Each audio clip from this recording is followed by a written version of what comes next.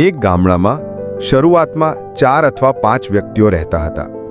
તેમના વંશથી સેંકડો પરિવાર બન્યા છે. તેમનો વંશ ચાલી રહ્યો છે. તેમનું સંસારમાં નામ પણ ચાલી રહ્યું છે. પરંતુ શાસ્ત્રોક્ત વિધિ અનુસાર ભક્તિ ન કરવાને કારણે પરમાત્માના વિધાન અનુસાર તે ભલો પુરુષ ક્યાંક ગધેડો બનીને દુઃખ ભોગવી રહ્યો હશે.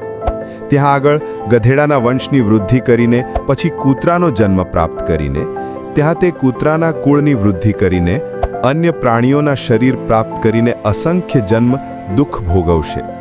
ભાવાર્થ છે કે માનવ જીવન પ્રાપ્ત પ્રાણીએ વિચારવું જોઈએ કે સાંસારિક કર્તવ્ય કર્મો કરતા કરતા આત્મકલ્યાણનું કાર્ય પણ કરે, જેના કારણે પૂર્વજન્મના આવવાવાળા પાપોનો માર પરિવાર ઉપરથી ટળી જશે.